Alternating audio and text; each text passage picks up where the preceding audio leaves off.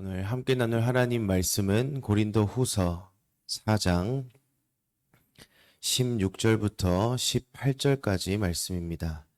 제가 가진 성경으로는 신약 성경 292쪽입니다.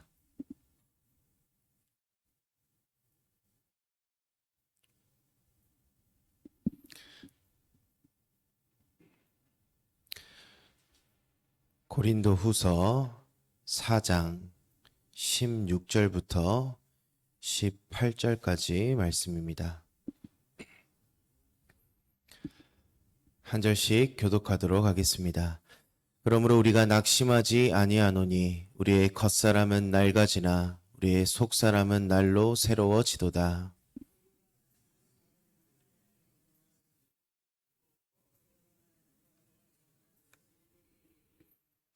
함께 읽겠습니다. 우리가 주목하는 것은 보이는 것이 아니요 보이지 않는 것이니 보이는 것은 잠깐이요 보이지 않는 것은 영원함이라. 아멘. 우리가 지난 시간 이 고린도후서 4장 이 중반부 말씀을 나누면서 바울이 우리는 질그릇이다 라고 이야기를 합니다.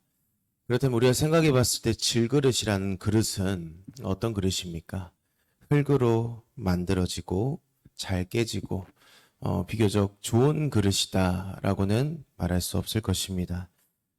그러나 중요한 것은 그릇이 어떠한가라는 것이 아닙니다. 중요한 것은 그 그릇 안에 무엇이 담겨 있냐라는 것입니다.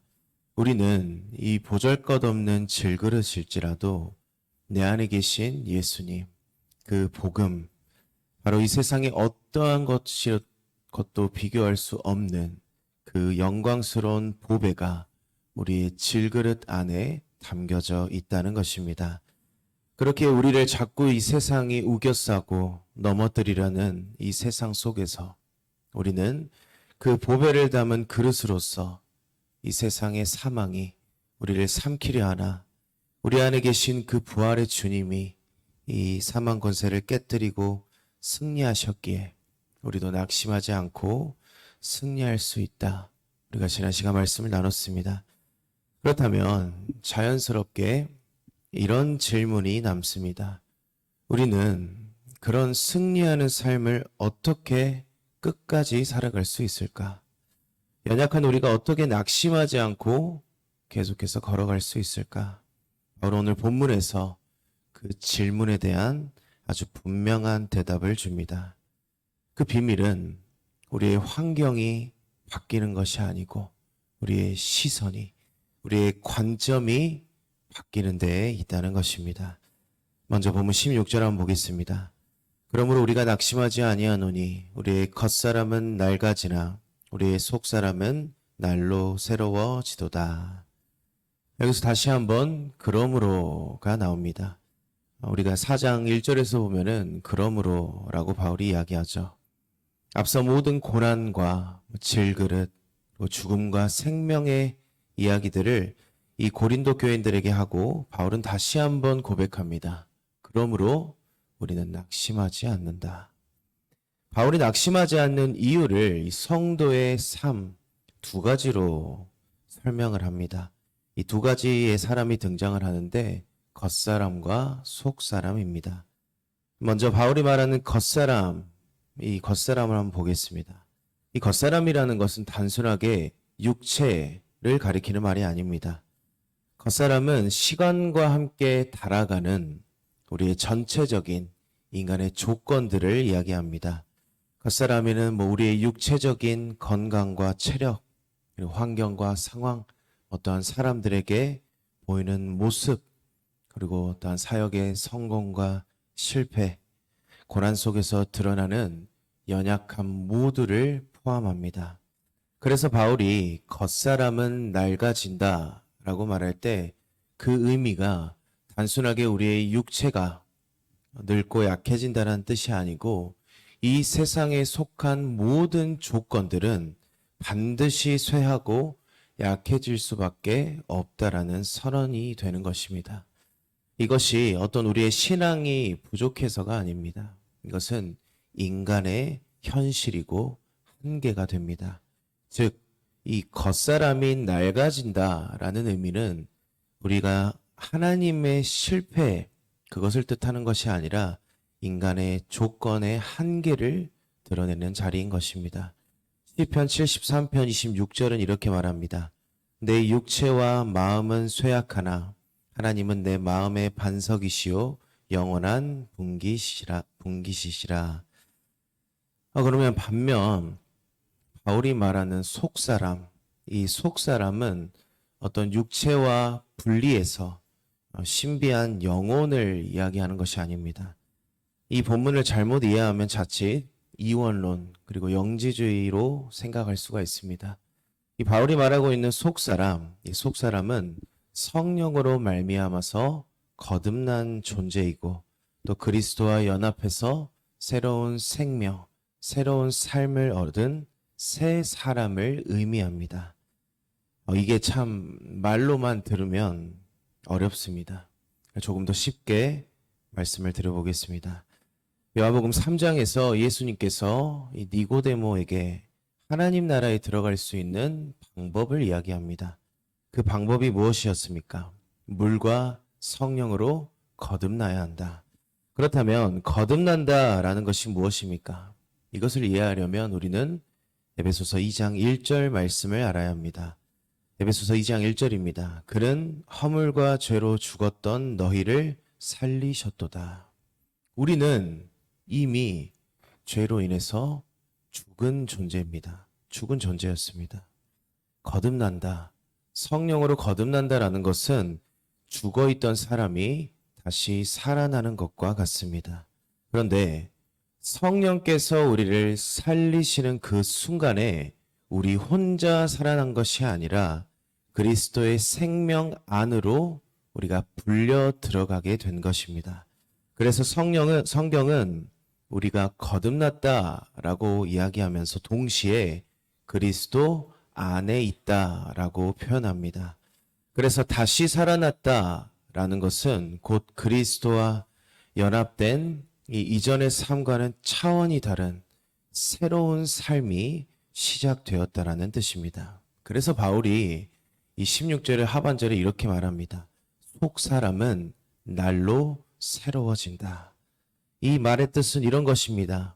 우리가 이 세상에서 믿음을 지키려고 그리스도인으로 살아가려고 발버둥치고 복음을 전하다가 우리가 우겨쌈을 당하고 어려움을 당하여 우리의 현실이 참으로 어렵고 힘들지만 하나님 앞에서 우리의 생명은 계속해서 새로워지고 자라가고 있다라는 고백이 되는 것입니다. 에베소서 3장 16절입니다. 그의 영광의 풍성함을 따라 그의 성령으로 말미암아 너희 속사람을 능력으로 강건하게 하시오며. 성령은 우리의 속사람을 날로 강건하게 하십니다.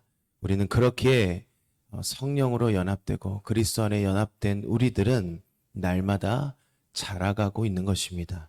그런데 중요한 점은 바울이 이 겉사람과 속사람을 두 개로 분리해서 말하고 있는 것이 아니라는 점입니다.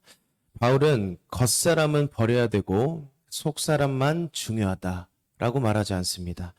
한쪽에서는 낡아가고 있습니다. 그렇지만 한쪽에서는 새로워지고 있습니다. 그래서 성도의 삶은 겉으로 보면 연약해 보이고 힘들어 보이고 점점 약해지는 것 같지만 하나님 앞에서는 점점 깊어지고 있는 삶을 바울이 이야기하고 있는 것입니다. 이제 바울이 성도가 겪는 고난을 새롭게 정의합니다. 17절, 본문 17절 한번 보겠습니다. 우리가 잠시 받는 환난에 경한 것이 지극히 크고 영원한 영광에 중한 것을 우리에게 이루게 함이니. 이 구절은 바울의 이 고난관이 가장 분명하게 드러나는 말씀입니다. 먼저 바울이 놀라운 표현을 합니다. 바울이 고난을 뭐라고 표현합니까? 잠시 받는 환난에 경한 것. 왜 이 표현이 놀라운 표현인지는 우리가 바울의 삶을 한번 생각해 보면 알 수가 있습니다. 다메섹 도상에서 부활하신 예수님을 만난 후에 바울의 삶은 매일이 쫓기는 삶이었고 감옥에 갇혔고 매를 맞고 심지어 사도행전 14장에서 보면 이 유대인들이 던진 돌에 맞아서 사람들이 죽은 줄 알았다고 성경은 말합니다. 바울은 이러한 삶을 살고도 고난이 없다라고 말하지 않습니다. 고난이 가볍다고도 말하지 않습니다. 오히려 지금 이 바울이 고린도서 4장에서 말한 내용들을 보면 나는 고난 속에 살아왔다라는 것을 이야기합니다. 그러나 바울은 이 고난을 비교 속에서 이야기합니다. 고난은 잠시지만 영광은 영원하고 고난은 가볍지만 영광은 중하다. 로마서 8장 18절에서도 바울은 이렇게 말합니다.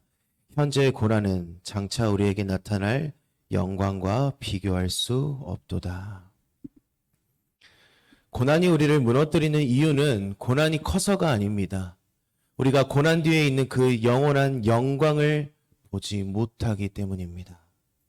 바울이 지금 고난을 어떤 가볍게 여기거나 미워하고 있는 것이 아닙니다. 바울은 그 누구보다도 고난의 무게를 잘 아는 사람입니다. 그래서 바울이 말하는 잠시 받는 환난에 경한 것, 이것은 고난 자체만 보는 평가가 아니라 고난을 바라보는 기준에 대한 선언이 되는 것입니다. 바울은 고난을 따로 떼서 고난 자체만 보는 것이 아니라 영광과 비교 속에서 고난을 바라보고 있는 것입니다. 고난은 무게가 있을 것입니다. 그러나 영광과 고난의 무게는 비교할 수가 없다는 것입니다. 고난은 우리를 짓누를 수 있습니다. 그러나 영광은 그 짓누름 속에서 우리를 다시금 일으켜 세울 것입니다. 바울의 삶을 생각하면 이 말은 결코 감정의 위로나 낙관적인 신앙의 고백이 아닙니다. 이것은 부활을 실제로 본 고백입니다. 십자가의 고난 이후에 영광스러운 부활이 있다라는 그 사실을 아는 사람만이 할 수 있는 고백이 되는 것입니다. 고난은 언제나 큽니다. 아프고 무겁습니다. 고난만 보고 있으면 우리는 반드시 무너질 것입니다. 그러나 고난 너머에 준비된 영광을 보게 되면 우리는 무너지지 않습니다.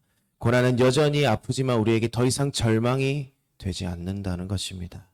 그래서 바울이 이 18절에서 아주 결정적인 말을 덧붙입니다. 우리 함께 본문 18절 읽어보겠습니다. 우리가 주목하는 것은 보이는 것이 아니요 보이지 않는 것이니 보이는 것은 잠깐이요 보이지 않는 것은 영원함이라. 여기서 주목하다라는 말은 그냥 우리가 스쳐보는 것이 아닙니다. 의식적으로 우리의 시선을 고정하라는 뜻입니다. 바울은 말합니다. 성도의 삶은 자동으로 영광을 바라보게 되는 것이 아니라 우리가 의도적으로 그 시선을 영광 속에 고정하라는 것입니다. 보이는 것이 무엇입니까? 지금의 고난, 현재의 상황, 우리 몸의 연약함, 실패처럼 보이는 현실입니다. 이것들은 분명히 실제입니다. 부정할 수가 없습니다. 그러나 바울은 말합니다. 그것들은 잠깐이다. 반면 보이지 않는 것은 무엇입니까? 하나님의 약속, 부활의 영광, 새 하늘과 새 땅, 그리스도 안에서 완성될 우리의 미래입니다. 지금은 보이지 않을 겁니다. 하지만 영원하고 분명히 이루어질 것 우리에게 약속하셨습니다. 믿음이란 현실을 외면하는 것이 아닙니다. 믿음은 현실을 보되 현실 너머를 보는 것이고 믿음의 주인이 되시는 주님을 바라보는 것입니다. 그래서 성도는요, 눈앞의 현실에 인생을 걸지 않습니다. 성도는 보이는 것에 인생을 걸지 않고 보이지 않는 하나님의 약속에 인생을 거는 것입니다. 그래서 바울은 다시 한번 앞에서 했던 말을 반복하며 결론에 이릅니다. 그러므로 우리가 낙심하지 아니하노니. 왜 낙심하지 않습니까? 고난이 없어서가 아닙니다. 상황이 나아져서가 아닙니다. 우리의 인생이 성공적으로 보여서가 아닙니다. 우리가 바라보는 방향이 바뀌었기 때문입니다. 사랑하는 성도 여러분, 지금 여러분의 삶에 고난이 있으십니까? 어떠한 답답한 현실이 있으십니까? 이해되지 않는 상황 속에 있으십니까? 그렇다면 이 바울의 질문을 우리가 스스로에게 한번 던져보았으면 좋겠습니다. 나는 지금 무엇을 주목하고 있는가? 고난만을 붙들고 있습니까? 아니면 그 고난 너머에 준비된 하나님의 영광을 바라보고 있으십니까? 오늘 고린도서 4장에서 바울의 이 두 번의 고백을 기억하시길 바랍니다. 그러므로 낙심하지 아니하노니. 보이는 것에 인생을 거는 것이 아니라 우리에게 약속된 영원한 것, 저 하늘에 우리의 인생을 거는 저와 성도님들이 되시기를 소망합니다. 기도하겠습니다. 하나님 아버지, 죽어있던 우리를 택하여 주시고 우리를 구원하여 주신 그 은혜에 너무나도 감사합니다. 우리는 때로는 보이는 현실에 마음을 빼앗기고 살 때가 너무나도 많습니다. 주님, 우리의 모든 현실을 넘어서 믿음의 주여 온전케 하시는 주님을 바라보는 담대한 믿음을 가질 수 있도록 우리와 함께하여 주시옵소서. 그리하여서 이 고난과 현실에 비교할 수 없는 주님의 영광을 바라보며 그 영광에 우리의 인생을 거는 우리의 삶이 되도록 주님 함께하여 주시옵소서. 다시 오실 예수님 이름으로 기도드리옵나이다. 아멘.